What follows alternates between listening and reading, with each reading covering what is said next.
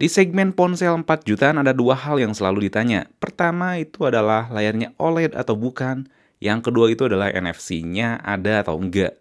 Emang di 4 jutaan ke bawah juga banyak yang bertanya seperti itu. Tapi dengan harga 4 juta ke atas, lebih banyak yang mempermasalahkan itu. Dan Realme 6 Pro gak punya dua hal itu. Apakah ponsel ini masih pantas untuk dibeli? Mari aja kita bahas.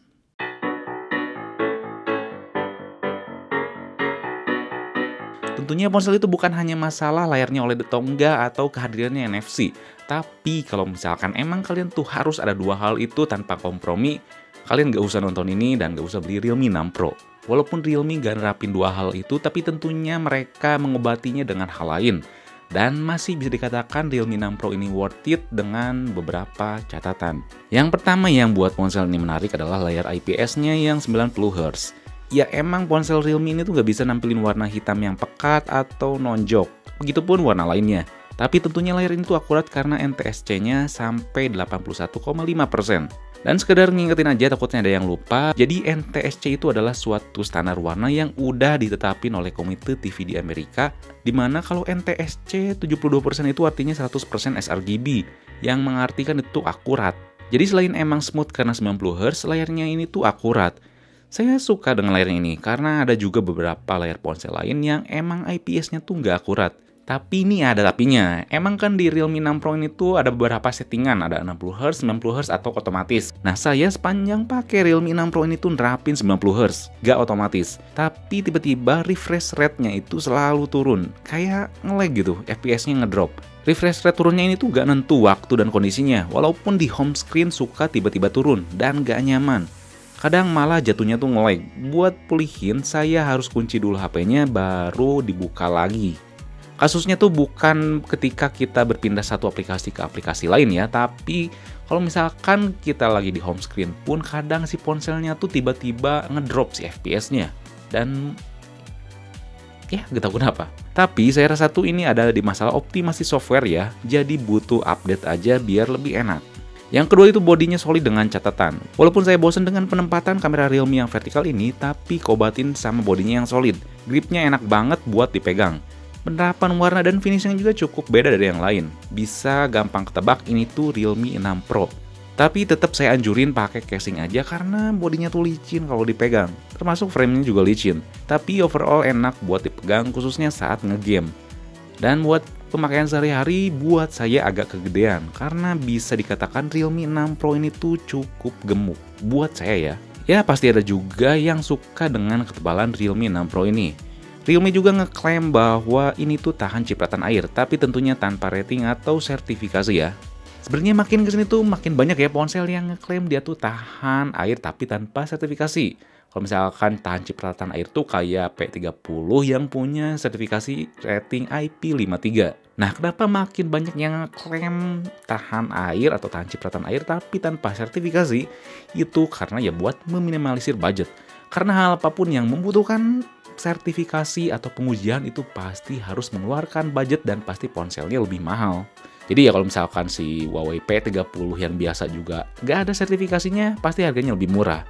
Dan ya terlepas Realme 6 Pro ini beneran tahan air atau enggak dibanding yang punya sertifikasi, jangan diajak berenang secara sengaja, jangan diajak hujan-hujanan secara sengaja lah. Yang ketiga itu performanya kencang. Ponsel ini tuh menggunakan Snapdragon 720G. Dan ini tuh benar-benar enak. Pindah aplikasi buka banyak gak masalah. Cuma kalau ngerasa nge-lag menurut saya butuh update aja. Karena ini tuh prosesor baru ya. Masih butuh banyak feedback. Umurnya tuh masih daun muda lah si prosesor ini. Jadi juga berpengaruh ke masalah refresh rate yang dibahas sebelumnya. Masalah ngegame-nya juga oke. Tapi ini tuh ada tapinya ya. Main PUBG gak bisa extreme smooth. Nah ini tuh berarti bukan jelek ya, padahal kan RAM-nya 8GB dan tipe penyimpanannya internal 128GB dengan tipe UFS 2.1. Bukan jelek, tapi seperti yang dikatakan sebelumnya, karena 720G ini tuh umurnya masih muda, jadi butuh update dan sinkronisasi antara Qualcomm, Realme, dan developer PUBG-nya. Suhunya juga nyaman dan FPS-nya stabil, tentunya game lainnya juga oke. Jadi kekurangan yang saya rasain di keseharian dan main game itu bukan karena ponsel atau prosesornya jelek, tapi keterbatasan yang timbul karena terhalang pengalaman prosesornya yang belum lama. Nanti saya compare dengan Realme 6 yang punya prosesor MediaTek G90T, apakah 720G ini lebih kurang enak atau lebih enak yang Realme 6. Lalu performa baterainya juga benar-benar solid ya. Walaupun saya setting hanya 90Hz, pemakaian sedang bisa tembus sehari lebih dikit. Kalau mau lebih awet sebenarnya bisa di 60Hz. Cuma ya sayang aja lah kalau misalkan ya nggak pakai 90Hz. Dan Realme UI-nya juga emang bisa ngasih pengalaman baterai yang menyenangkan ya. Tapi kalau kalian nggak setting Realme-nya ini dengan baik, kadang notifikasi aplikasinya tuh jadi telat. Nanti ada video gimana bikin Realme UI ini bisa nampilin notifikasinya tanpa telat ya. Yang keempat itu fiturnya lengkap tanpa NFC. Emang sayang banget sih Realme belum mau nerapin NFC di ponsel yang di bawah 5 juta. Yang baru diterapin tuh ya baru seri flagshipnya atau di seri yang 5 juta ke atas yaitu Realme X2 dan Realme X50. Tapi kalau misalkan masalah fitur softwarenya cukup lengkap ya. Realme UI yang berbasis Android 10 yang sebenarnya masih berbasis ColorOS ini udah lengkap. Buat kunci aplikasi, dual app, kustomisasi tema yang cukup luas, dan masih banyak lagi. Pokoknya lengkap, tapi nggak ada NFC aja. Dan mungkin kalau nyari infrared juga di sini nggak ada sih. Yang kelima itu adalah kameranya di luar ekspektasi. Lensa utama Samsung 64 megapiksel ini bisa bekerja baik di berbagai kondisi cahaya. Ya, menyesuaikan harganya lah. Yang saya suka itu detailnya oke. Si softwarenya tuh nggak terlalu lebay buat najemin objek yang diambil. Warna Realme 6 Pro ini oke, nggak terlalu punchy. HDR-nya juga bagus, walaupun kalian nggak aktifin mode 64 megapiksel, pakai mode auto itu udah bagus. Cuma tetap HDR kurang kalau misalkan 64 megapikselnya tuh dipakai. Naik modenya juga bagus di harganya, walaupun masih kelihatan diperhalus si objek yang diambil, tapi nggak terlalu ganggu dan lebay. Noise-nya juga lumayan dikit. Saya rasa walaupun udah oke masalah kualitas, kameranya butuh update. Lalu yang saya suka juga hadirnya lensa telefoto 12 megapiksel yang bisa optical zoom sampai 2 kali. Emang sih cuma 2 kali, tapi jarang banget telefoto ini ada di ponsel mid-end. Dan telefotonya juga emang ya aperturnya angkanya agak besar, jadi kalau misalkan kurang cahaya ya hasilnya apa adanya. Tapi kalau misalkan cukup cahaya lumayan bagus. Lensa wide-nya juga cukup terpakai walaupun di bagian pinggirnya distorsinya agak besar.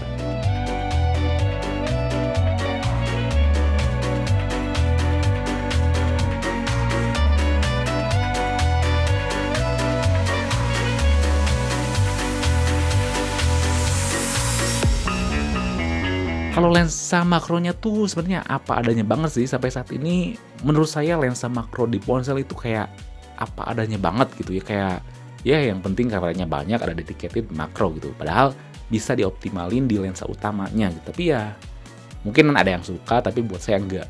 Ya lensa makronya bisa ambil gambarnya lebih dekat dibanding lensa utama, detailnya apa adanya dan penangkapan cahayanya juga ya apa adanya.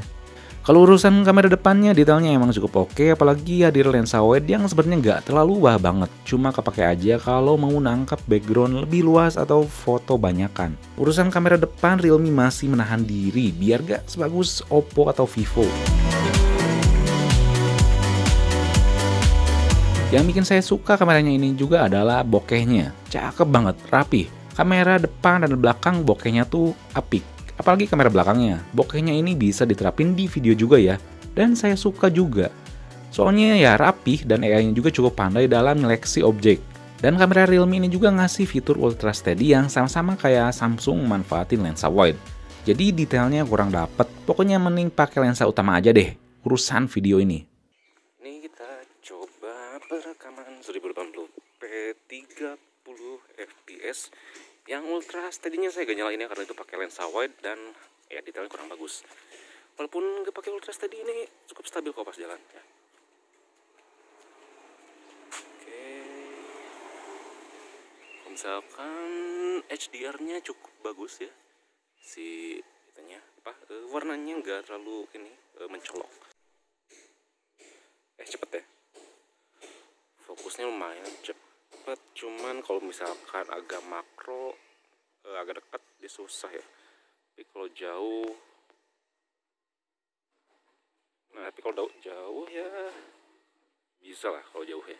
Kalau video 4K ini cuman bisa di 30 fps ya, gak bisa 60 fps. Dan kalau misalkan masalah kestabilan tentunya kurang stabil dibandingkan yang 1080p 30 fps. Tapi kalau misalkan masalah fokus tetap cepet ya, sama aja, cuman si stabilnya kurang aja tuh, lebih shaky dan ya gak ada ultra steady atau steady-nya ya. Ini kamera depannya pakai mode bokeh dan cukup rapi ternyata si bokehnya ya. Kalian bisa lihat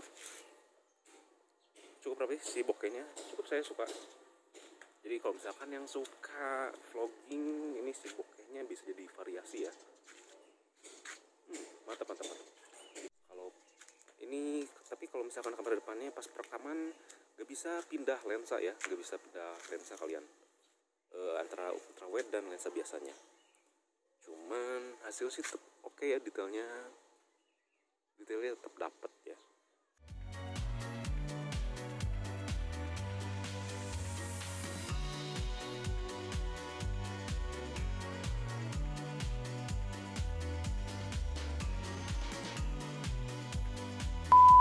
So, Realme 6 Pro ini benar-benar worth it di harganya. Buat kalian yang ragu gak ada NFC, ragu pengen layar AMOLED, kekurangannya itu tuh bakal ketutupin dengan apa yang Realme kasih di seri 6 Pro ini.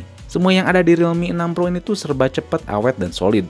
Tapi tentunya saya masih berharap Realme bisa lebih cepet ngoptimalin si prosesornya ini karena emang masih butuh banyak update. Oke, sekian saja review Realme 6 Pro kali ini. Kalau misalkan ada hal apapun itu, kalian bisa tulis komen di bawah dan jangan lupa juga buat like, share, subscribe, Pixme biar gak ketinggalan video berikutnya, oke? This is Fadil, peace out.